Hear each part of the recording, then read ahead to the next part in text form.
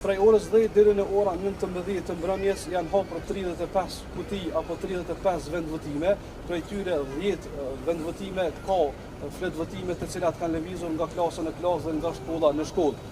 Pra mund të jetë 1 ose 2 ose 3 për zëm hipotetikisht gabime që mund të jenë në fletvotime të shtypura ose në shtyp, mirë po janë 10 vendvotime, 10 kuti të cilat janë hapur dhe në të gjitha ka shpërputhje dhe ka dallime në mes të numrave serik dhe në mes të numrave të vendvotimeve. Çfarë ne kemi gjetur këtu është e kundërta nga ajo çfarë thot KQZ-ja.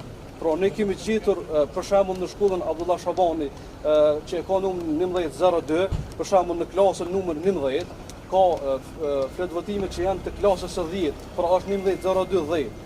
Të tilla ka raste plot në Mexhen, në Abdullah Shaban, në universitet dhe në shkollën e Zhabarit që kanë lëvizur prej një shkolle në shkollë, po ka lëvizur edhe prej klasës në klasë.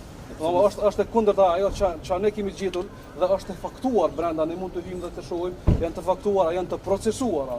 Të gjitha ato çfarë kemi gjetur janë të dokumentuara edhe përmes fotografive. Pse PCZ-ja me këtë reagim? Nuk e di, është deklaratë e tyre dhe pastaj prokuroria është duke u marrur seriozisht me këtë punë, po presim na që organet kompetente ta kryejnë punën e tyre ashtu siç u takon dhe siç ka hyrë. Pas gjetjeve që i kemi pasur në kuti, fletvotime që kanë lëvizur nga klasa në klasë dhe nga shkolla në shkollë, e kemi lajmëruar policinë e Kosovës. Policia e Kosovës ka ardhur në vend ngjarje, kemi dhënë të gjithë kemi dhënë intervista për policinë, policia e ka lajmëruar hetuesin, pastaj hetuesia e ka thirrur prokurorin e rast. Prokurori në momentin që ka ardhur ka thënë që asgjë nuk është e jashtëzakonshme dhe se procesi mund të vazhdojë normal duke na bërë presion, duke qenë presion i anshëm dhe ad hoc në mënyrë që ne të vazhdojmë, mirë, por ne kemi refuzuar të vazhdojmë për shkak se ne nuk do ta shkelim ligjin në asnjë mënyrë.